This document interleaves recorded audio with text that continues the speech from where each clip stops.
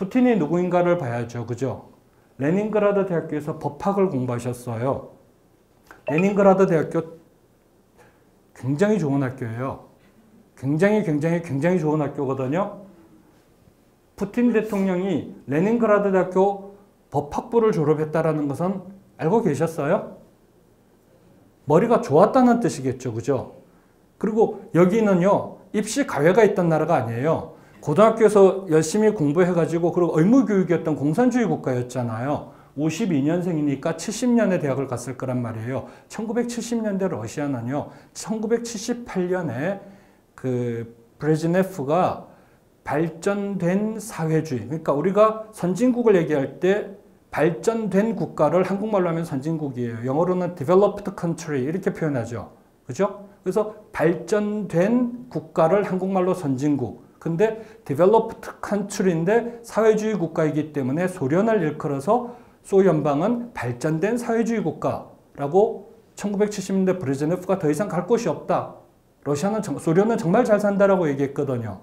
그러니 1960년대 후반 70년에 페트르부르크 대학 법학부에 갔을 때 이 사람은 러시아 안에서 교육받고 과외 없는 세상에서 열심히 공부해가지고 합격했던 똑똑한 사람이다. 그러니까 머리 나쁜 사람 아니거든요. 그 다음에 국가보안위원회 국장도 했고, 이거 하기 전에는 뭐 여러분들이 많이 보셨던 뭐 독일 드레스덴에서 이렇게 KGB 요원으로 6년, 7년 근무했다라고 돼 있고, 그 다음에 그 대통령실, 그러니까 옐친 대통령에 의해서 대통령실 그 이렇게 부실장도 하고 뭐 이런저런 요직을 거치다가 국가보안위원회 국장이 된 게 1998년이에요. 그리고 총리가 된 게 99년 9월 달이에요. 그리고 12월에 옐친이 대통령직 전격 하야를 선언하면서 2000년 1월 1일을 기해서 대통령 권한 대행으로 취임을 하는 거예요. 기본적으로 스펙이 좋다예요. 머리가 나쁘지 않다.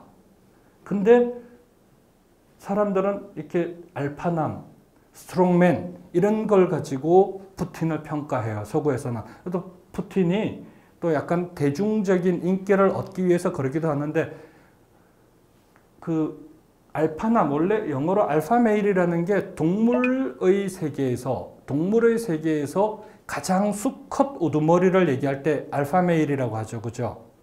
그러니까 남자 중에 상남자 뭐 그런 뜻일 거고요. 근데 푸틴 같은 경우는 실제로 저런 모습을 보이는 게 체첸 전쟁할 때요. 전투기를 몰고 체첸으로 갔던 사람이에요. 물론 주조종사 있고 그냥 사진 찍기 좋게. 근데 어쨌든 대통령이 뭐 이 전투기에 2인승인지 4인승인지 제가 그걸 잘 모르겠는데 어쨌든 전투기에 앉아서 체첸까지 날아갔다라는 거 센 남자다 그런 뜻이죠. 그죠?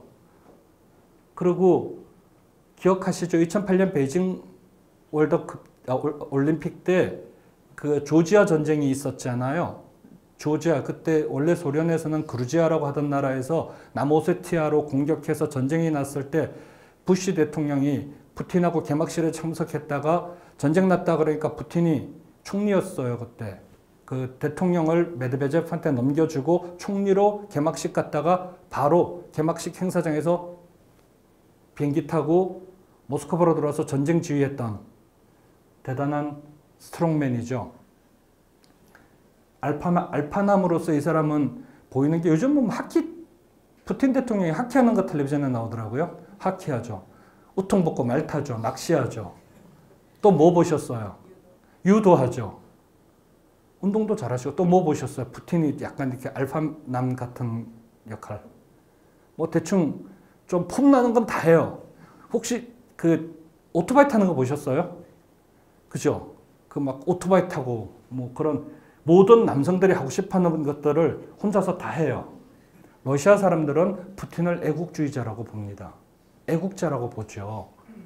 표트르 대제의 초상화를 집무실에 걸어둔 대통령. 이분이 표트르 대제예요. 지금 대통령이 더 위대하니까 더 크게 나왔는데 실제로 두 사람 사이의 키 차이는 한 30cm 날걸요? 이 표트르 대제는요.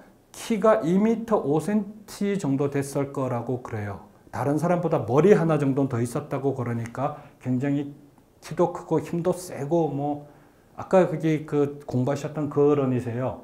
러시아의 최초의 서구주의자. 러시아를 서구와 연계시켜서 서구보다 더 나은 나라를 만들어야 되겠다고 얘기했던 황제의 초상화를 집무실에 걷어놓고 그를 닮아나려고 하는 사람. 푸틴이 얼마 전에 몇 년 전에 이혼을 했는데 부인이 헤어진 부인이 푸틴에 대해서 평가한 게 거의 안 나오는데 딱 하나 공개된 게 있어요. 워커홀릭이다. 일을 너무 열심히 해서 가정에 뭐 이렇게 뭐 이상한 얘기를 한 게 아니라 워커홀릭이라서 일밖에 모르는 남자다. 그래서 너무 같이 살기엔 좀 심심한 남자다. 그렇게 얘기한 것 같아요. 약간 이 관상학적으로 이렇게 봐도 일을 굉장히 열심히 하게 생기신 분이에요. 몸 건강하고요. 그다음에 자기 일에 굉장히 성실하게 임하실 그런 상이라고 얘기해야지 않겠어요? 그래야 제가 러시아 갈 때 입국 거부 안 당할 거 아니에요. 그다음에 애국자이고 러시아 국가 이익을 수호하기 위해서 노력하시는 어른이다. 이렇게 생각해요. 러시아 사람들은요. 그리고 미국에다가 노라고 말할 수 있는 사람. 전 세계 지도자 중에 미국에다가 노라고 얘기할 수 있는 사람은 푸틴밖에 없다라고 러시아 사람들은 실제로 그랬고요. 2008년 그 글로벌 금융위기 때요. 글로벌 금융위기의 원인이 누구였나요?